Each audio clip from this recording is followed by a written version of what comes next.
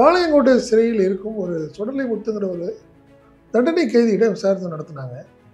அதாவது தண்டனை கைதி சுடலை முத்து வந்து திருச்சி மத்திய சிறையில் 2015-16 இருந்திருக்கார். அப்போ இருந்தபோது அவர் பயன்படுத்திய ஒரு செல்ஃபோன் தான் இப்போ ஒரு முக்கியமான ஒரு துருப்பாக கிடச்சிருக்குது. முக்கியமான அதிகாரிகிட்டே இந்த தகவலை சொல்கிறாரு. சார் இது மாதிரி தகவல் சொல்கிறாங்க, நீ ஃபோன் வச்சுருக்கிறது ஏன் ஃபோன் வச்சுருக்கலாமா, கொண்டு அந்த ஃபோனுன்னு சொல்லி அந்த அதிகாரி ஒரு கோபத்தில் அடித்து உடச்சு விட்டார். இதுதான் அன்றைக்கி நடந்த தகவல். இந்த விஷயம் இப்போது வந்து ஸ்பெஷல் டீமுக்கு கிடச்சி சுடலை முத்திட விசாரித்தாங்க. சுடலை முத்து என்ன சொல்கிறாரு, ஆமாம் பயன்படுத்தியது உண்மைதான்.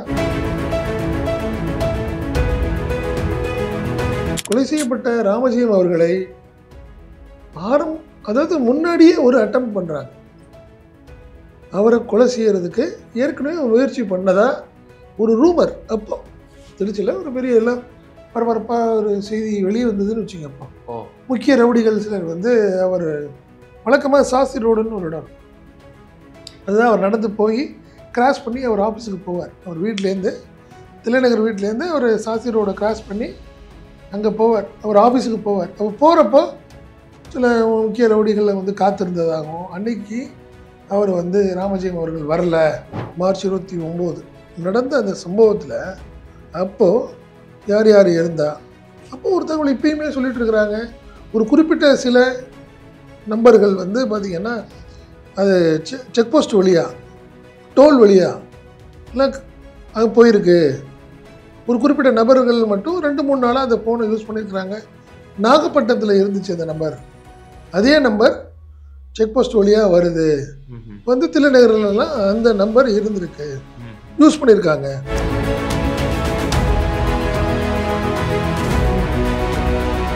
ஆயிரக்கணக்கான செல்ஃபோன் நம்பர்களை யூஸ் பண்ண அந்த லிஸ்ட்டை வச்சு, கால் டீட்டெயில்ஸை வச்சு அப்படியே செக் பண்ணி ஸ்க்ரூட்னைஸ் பண்ணி பார்க்குறப்போ ஒரு நம்பர் நாகப்பட்டினம் இருக்குது, ஒரு 2 நாளைக்கு முன்னாடி நாகப்பட்டினத்தில் இருக்குது, திருச்சி வருது, திருச்சி தில்லைநகர் சைட்லலாம் இருக்குது, திருப்பியும் நாகப்பட்டினம் போகுது.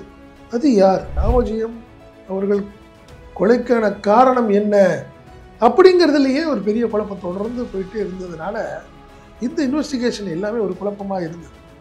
பட் இன்றைக்கும் விசாரணை அதிகாரிகளுக்கு ஒரு விஷயம்தான், ராமஜெயம் அவர்களை சாதாரணமாக அடித்து இழுத்துட்டு போயிருக்க முடியாது. யாரோ ஒருத்தர் அவரை தடுத்து நிறுத்தி வழிமறிச்சு இல்லை விசாரிக்கணும் வாங்க அப்படின்னு கூப்பிட்டு போயிருக்கணும்.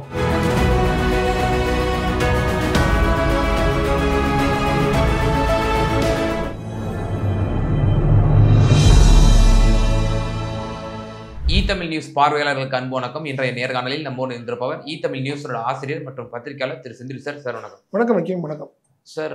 இந்த ராமஜெயம் அவருடைய படுகொலை வழக்கில் இப்போ மிகவும் சூடு பிடிக்க துவங்கியிருக்கு. பல அப்டேட்ஸ்கள் வந்து நாளுக்கு நாள் வந்துகிட்டு இருக்கு. குறிப்பாக இந்த ஸ்பெஷல் இன்வெஸ்டிகேஷன் டீம், அந்த டீம் வந்து திரு வருண் ஐபிஎஸ் அவரோட தலைமையில் தான் அமைச்சிருந்தாங்க. மாண்பு முதலமைச்சர் அவர்கள் ரொம்பவே கிட்ட நெருங்கிட்டாங்க அக்யூஸ்டு பக்கம் அப்படின்ற மாதிரி தகவல்கள். குறிப்பாக புழல் சிறையில் ஒரு ரவுடியிடம் விசாரித்ததாகவும் அதில் பல தகவல்கள் கிடைத்ததாகவும் பல தகவல்கள் வந்து கொண்டிருக்கிறது. என்னென்ன தகவல்லாம் வந்திருக்கு சார்? இல்லை, டிஐஜி வருண்குமார் வந்து ஏற்கனவே கிட்டத்தட்ட ஒரு மாதத்துக்கு முன்னாடி பாளையங்கோட்டை சிறையில் இருக்கும் ஒரு சுடலை முத்துங்கிற ஒரு தண்டனை கைதியிடம் விசாரணை நடத்தினாங்க. அதாவது தண்டனை கைதி சுடலை முத்து வந்து திருச்சி மத்திய சிறையில் 2015-16 இருந்திருக்கார். அப்போ இருந்தபோது அவர் பயன்படுத்திய ஒரு செல்ஃபோன் தான் இப்போது ஒரு முக்கியமான ஒரு துருப்பாக கிடச்சிருக்குது ஸ்பெஷல் இன்வெஸ்டிகேஷன் டீம்கிட்ட அப்படின்னு ஒரு தகவல் சொல்கிறாங்க. இருந்தப்போ என்ன பண்ணியிருக்காரு, அந்த ஃபோன் ஏற்கனவே இருந்த ரவுடி பயன்படுத்திய அந்த ஃபோனை போகிறப்போ ஜாமீன் கிடச்சி அவர் வெளியே போகிறவர் சுடலை முத்துகிட்ட கொடுத்துட்டு போகிறார்.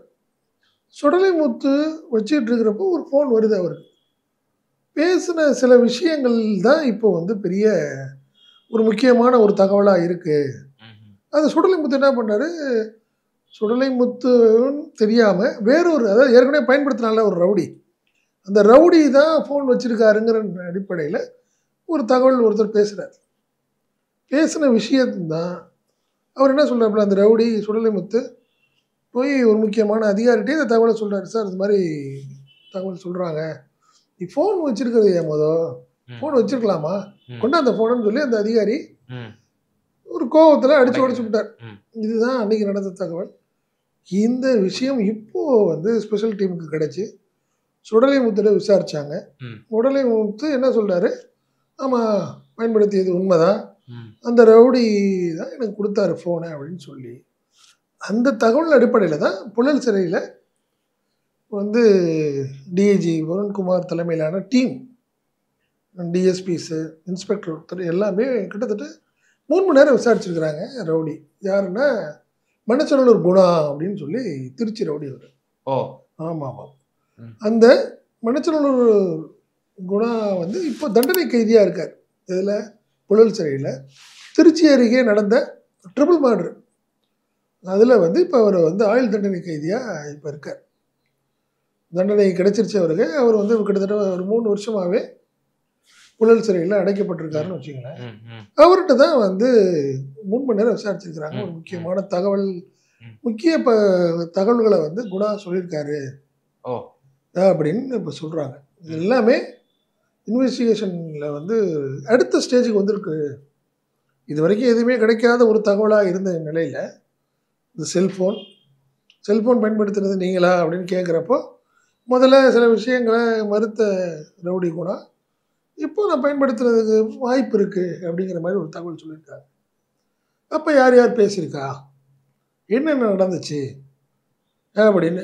அப்போ ஆரம்ப காலத்திலேயே ஒரு விஷயம், கொலை செய்யப்பட்ட ராமஜெயம் அவர்களை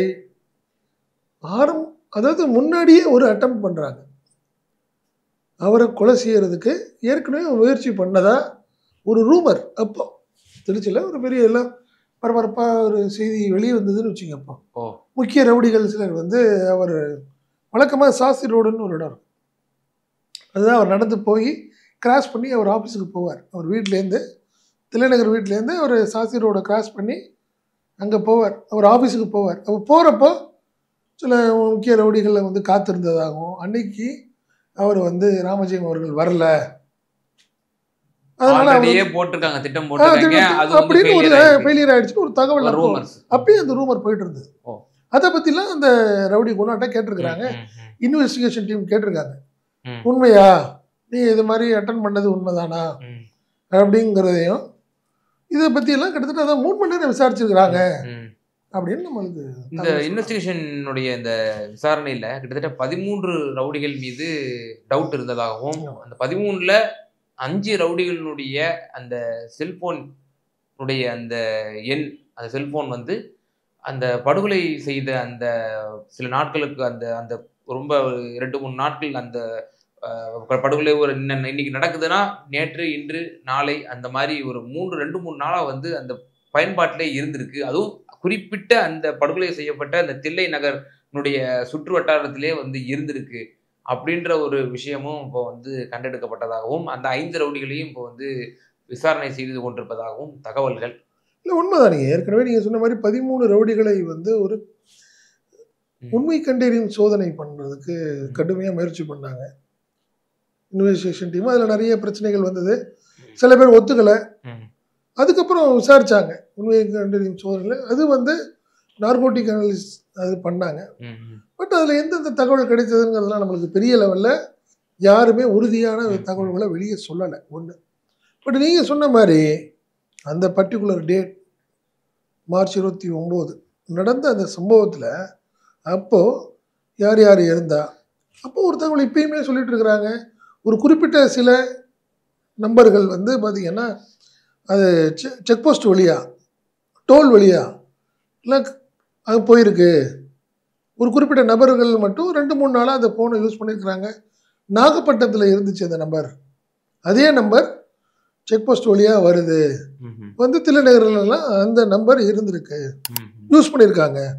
ஏன்னா ஆயிரக்கணக்கான செல்ஃபோன் நம்பர்களை யூஸ் பண்ண அந்த லிஸ்ட்டை வச்சு கால் டீட்டெயில்ஸை வச்சு அப்படியே செக் பண்ணி ஸ்க்ரூட்னைஸ் பண்ணி பார்க்குறப்போ ஒரு நம்பர் நாகப்பட்டினம் இருக்குது, ஒரு 2 நாளைக்கு முன்னாடி நாகப்பட்டினத்தில் இருக்குது, திருச்சி வருது, திருச்சி தில்லைநகர் சைட்லலாம் இருக்குது, திருப்பியும் நாகப்பட்டினம் போகுது. அது யார் அப்படிங்கிறதெல்லாம் இன்னும் விசாரிச்சுட்டு இருக்கிறாங்கன்னு வச்சுங்களேன். இதில் யார் யார் இது உண்மையிலேயே இந்த ரவுடிகள் தான் அதை பயன்படுத்துனாங்களா அந்த செல் நம்பரை அப்படிங்கிறதெல்லாம் இன்வெஸ்டிகேஷனில் போயிட்டே இருக்குன்னு வச்சுங்க.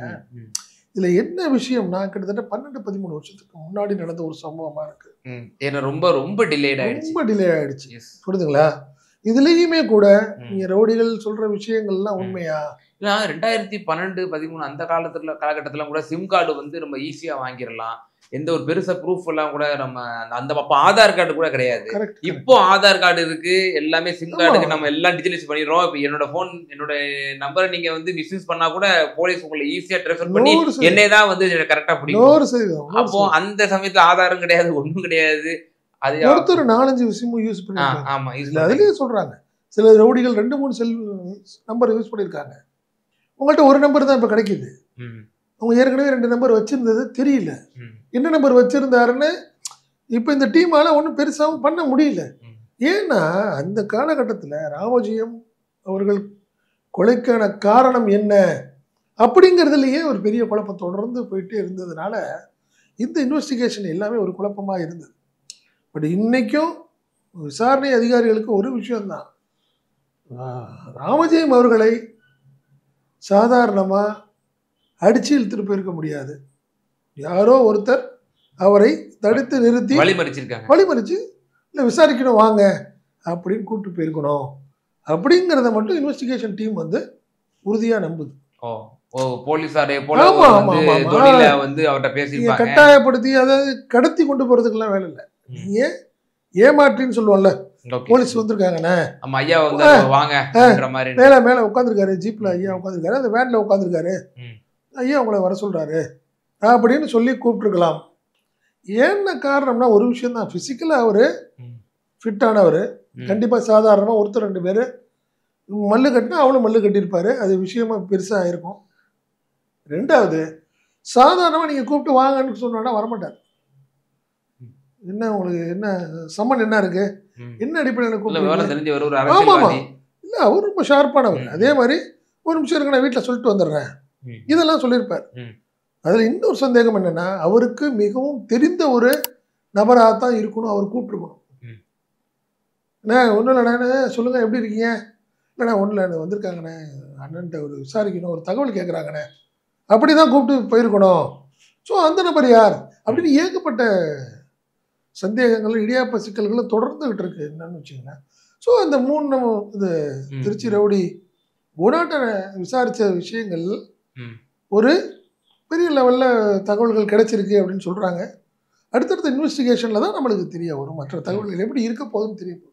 நம்ம முதலமைச்சர் அவர்கள் கூட சில மாற்றங்கள் ஏற்படுத்தினாங்க காவல்துறையில். குறிப்பாக திரு வருண் ஐபிஎஸ் அவர்களை வந்து சிபிசிஐடிக்கு ஸ்பெஷலாக மாற்றினாங்க. அவங்க சரக டிஜியாக இதில் இருந்தாங்க திருச்சியில். இப்போ சிபிசிஐடியை மட்டும்தான் இப்போ அவர் பார்ப்பார். இப்போ அந்த வழக்கு இப்போ அவங்க தான் பார்த்துட்டு இருக்கிறாங்க. இப்போ எப்படியும் நிச்சயமாக கேட்ச் பண்ணிடுவாரா அந்த ஆன்டகனிஸ்ட் யார் வந்து அதில் A1 அக்யூஸ்டு நிச்சயமாக அதில் வந்து அக்யூஸை வந்து அவர் கட்டாயம் இருக்குல்ல. என்ன காரணம்னா எலெக்ஷனுக்கு முன்னாடி மினிமம் டிசம்பருக்குள்ளேயாவது பண்ணணும்.